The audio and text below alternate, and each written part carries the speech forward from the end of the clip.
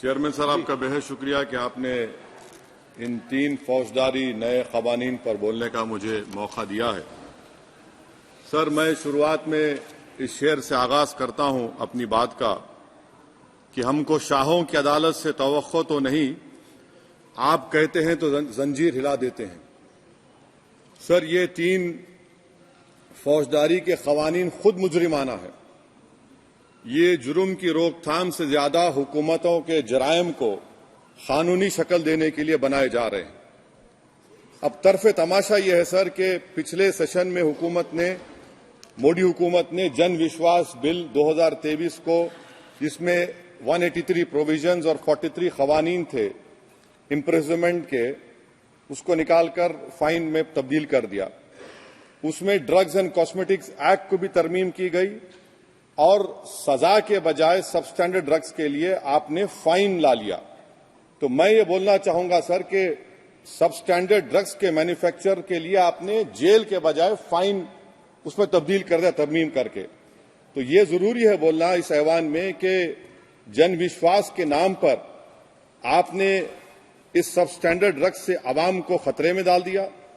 अब आप डीक्रिमिनलाइजेशन की बात करते हैं, जहां पर कंपनीज को सजा देना था वहां पर आपने नहीं किया, फाइन में तब्दील कर दिया। और जो कवानीन नॉन वायलेंट क्राइम्स हैं, सेडेशन, डेफेमेशन, उसको आपने इस नए क्रिमिनल लॉ में ला लिया।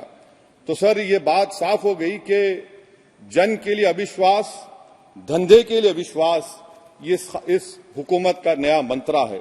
और लाइटर वेन में अगर मैं कहूं तो जॉन एलिया ने कहा था कि जुर्म में हम कमी करें भी तो क्यों, तुम सजा भी तो कम नहीं करते। सर, आज सच्चाई इस देश में यह है कि सूट पहनने वाला क्राइम से जुर्म से बच जाता है, जेल से बच जाता है। एक खाकी पहनने वाला किसी को करीब से गोली मार सकता है, हथकड़ी पहने हुए मुजरिम को, उसको कुछ नहीं, जवाबदेही नहीं है। सच्चाई हमारे मुल्क में यह है कि इस ऐवान में जिन पर टेररिज्म का चार्ज है वो इस कानून पर वोट डालेंगे कि टेररिज्म क्या है, नहीं है। सर, मुझे ये कहने की इजाजत दीजिए कि अगर आज भगत सिंह को और मोहनदास करमचंद गांधी को ये 3 कवानीन बनाए जाते तो भगत सिंह और मोहनदास करमचंद गांधी कहते कि रोलट एक्ट है, ये 3 कवानीन रोलट एक्ट है। अब हुकूमत को बताना पड़ेगा कि असल मकौले पुत्र कौन है।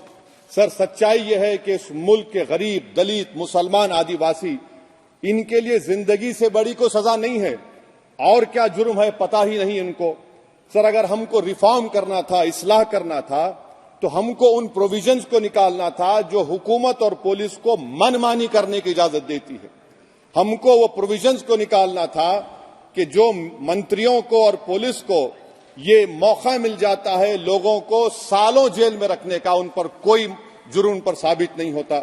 हमको ये करना चाहिए था कि जो प्रोसिक्यूटर होता है वो फैब्रिकेटेड एविडेंस डालकर ताकतवरों को अपनी ताकत की बुनियाद पर उनको छूट दे देता है। हमने वो काम नहीं किया। आज हमारे वतन अजीज भारत में सबसे ज्यादा अंडर ट्रायल अगर कोई है जेलों में तो मुसलमान, दलित, आदिवासी हैं। सर, इनका कन्विक्शन रेट देख लीजिए आप। एनसीआरबी का डेटा है 2017 से 21 का, 20% अंडर ट्रायल मुसलमान है, 16% कन्विक्शन है और मुसलमानों की आबादी 14.2% है। प्रिवेंटिव डिटेंशन ले लीजिए, जिसको इस्तेमाल किया जाता है जुडिशियल प्रोसेस को सबवर्ट करने के लिए और फेयर ट्रायल को सबवर्ट करने के लिए। आज भारत की जेलों में 30% डेटेन्यूज मुसलमान हैं। उत्तर प्रदेश में 2017 में 33% मुसलमान डेटेन्यूज थे। आज 83.9% उत्तर प्रदेश की जेलों में मुसलमान डेटेन्यूज है। सर, एक और मिसाल दे रहा हूं, CSDS की रिपोर्ट है, थिंक टैंक है बहुत बड़ा, जो कहता है कि they have found substantial prejudice against Muslim police force. Bihar, Maharashtra, Uttarakhand, Jharkhand, 2/3 of the surveyed police personnel believe that Muslims were more inclined to violence than members of the communities. ये empirical evidence है। इसी रिपोर्ट में कहा गया कि 35% जिन पुलिस के अहदेदारों का सर्वे किया गया उन्होंने मॉब वायलेंस को नेचुरल करार दिया, खास तौर से उन केसों में जहां पर काउ स्लॉटर होता है।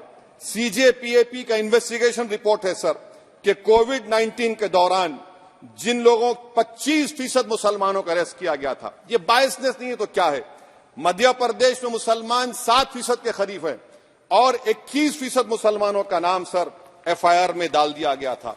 सर प्रोजेक्ट 39 ने नेशनल लॉ यूनिवर्सिटी ने उन लोगों का सर्वे किया जिन पर सजाए मौत दी गई। हैरत अंगेज बात यह है कि सर 76% बैकवर्ड क्लास, दलित और रिलीजियस माइनॉरिटी से ताल्लुक था। कितने दलित और एसटीज डेथ रो पर हैं सर? महाराष्ट्र में 50%। कितने मध्य प्रदेश में है सजाए मौत के? 36% दलित और आदिवासी। कर्नाटका में 36%, बिहार में 31%, झारखंड में 30%, गुजरात में 19 लोग जो सजाए मौत के इंतजार में हैं, 15 मुसलमान हैं।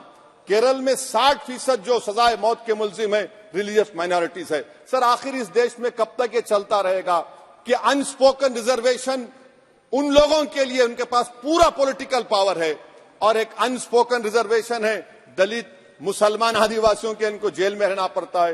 कि आखिर ये कैसे मुमकिन है सर कि आलाजात के जो अक्सरियती तबके के लोग हैं उनके पास सियासी ताकत है, माशी ताकत है, सोशल ताकत है और मुसलमान और दलित आदिवासी जेलों में पड़े रहते हैं? अरे अगर आप 3 कानून लाकर इस्लाह कर रहे हैं तो कौन सा इस्लाह है? आप तो ताकतवरों का रिफॉर्म कर रहे हैं, गरीबों को इससे क्या फायदा हो रहा है?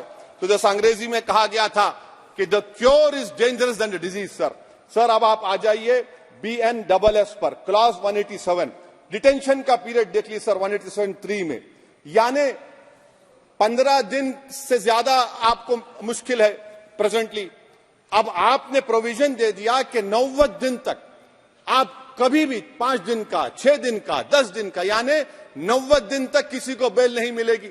और हैरत अंगेज बात यह है कि यूएपीए के कानून में जिसको जेल में डाला जाता है यूएपीए में 30 दिन के बाद एक सुपरिटेंडेंट ऑफ पुलिस को कोर्ट में एफिडेविट देना पड़ता है कि क्यों आप पुलिस कस्टडी ले रहे हैं जेल से। आपने वो भी निकाल दिया।